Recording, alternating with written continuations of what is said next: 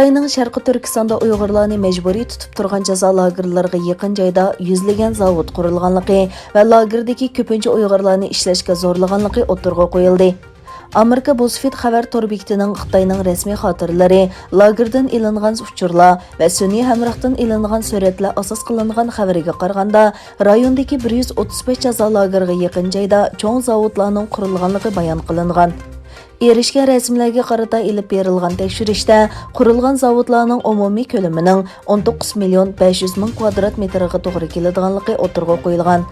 2016 yildan boshlangan majburiy emgak faoliyatlari doirasida bu zavodlarda 1 milliondan ortiq Uyg'urning ishga o'rlashtirilganligi ko'rsatilgan xabarlarda zavodlarning ko'pinchisining 2018 yili silinganligi bayon qilingan.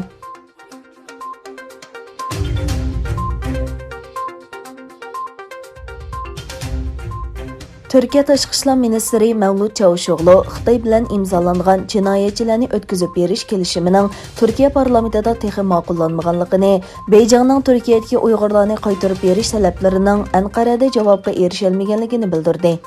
Turkiya bilan Xitoy orasida imzolangan o'tkazib berish kelishimining Xitoyda ma'qullanishi Uyg'urlar orasida andisha paydo qilgan edi. Yevropa xabarlari to'rining 30 dekabr xabar qilishicha, Turkiya Tashqi ishlar ministri Çavuşoğlu 2020 yillik tashqi siyosat baholash yig'inida savollarga javob bergan. Çavuşoğlu Turkiya bilan Xitoy orasida 2017 yili imzolangan, lekin Turkiya Buyuk Millat Majlisida tasdiqlanmagan jinoyatchilarni qaytarish kelishimiga aloqador savollarga qarata, Turkiyaning nurg'un davlatlar bilan jinoyatchilarni qaytarish yoki adliya hamkorlik kelishimi imzolaganligini ta'kidlab, lekin Xitoy bilan bo'lgan bu kelishimni Turkiya Uyg'urlarni Xitoyga topshirib berdi deb tahlil qilish to'g'ri emas degan. Kelishimning jinoyatchilarning qaytarilishiga munosabatli ekanligini eskartgan Çavuşoğlu, hozirgacha Xitoyning Turkiyadagi Uyg'urlar haqida o'tkazib berish talablarini o'tirg'a qo'yganligini, lekin Turkiyaning bu haqda harakat qo'llanmaganligini aytgan.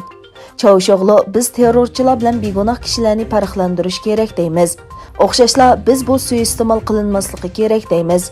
Biz Xitoyg'imi va boshqalarg'imi deymiz. Ya'ni biz terrorlikqa qarshi turish bahonasi bilan begunoh kishilarga ziyonkashlik qilishni qabul qilmaymiz degan. Çavuşoğlu yana Xitoydan keladigan vaksina haqida so'ralgan bir savolga qarata, vaksinaning kechikishining Turkiyaning Uyg'urlarga tutgan muomalasi bilan aloqasi yo'qligini aytgan.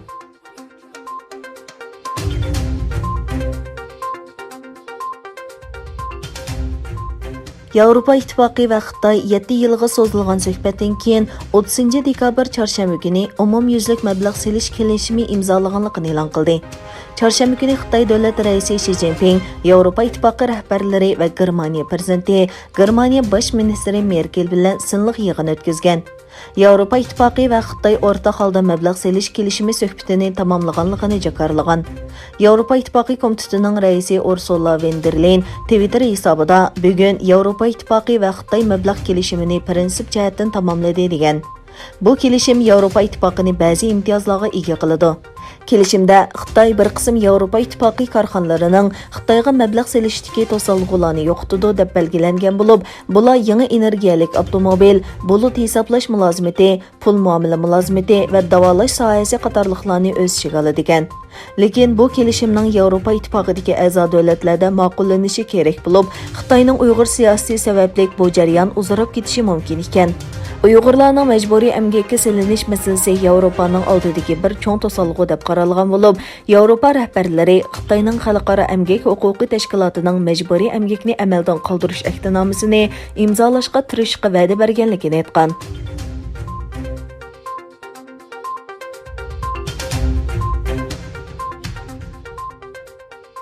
Amerika bilan Yevropa İttifaqı orasidagi Boeing aviatsiya shirkatiga to'liqlama berishga aloqador talash tortishlar sababli Amerika bir qism Yevropa mahsulotlariga tamojna bejini o'stirgan.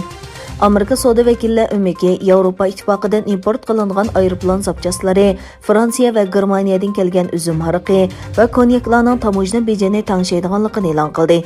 Bayonotda yangi belgilamlarning qachon kuchga ega bo'ladiganligi to'g'risida hech qanday uchur berilmadi. Ammo tafsilotlarning patyiqida ham bahrilanganligi o'tirg'a qo'yildi. Bayonotda Yevropa İttifoqining Dunyo savdo tashkilotining ruxsati bilan Amerikaga qarata adolatsiz tamojna beji yurgizganligi ta'kidlangan hamda Yevropa İttifoqi bu adolatsizlikni to'liqlash uchun ba'zi tadbirlarni qo'llanishi kerak deyilgan.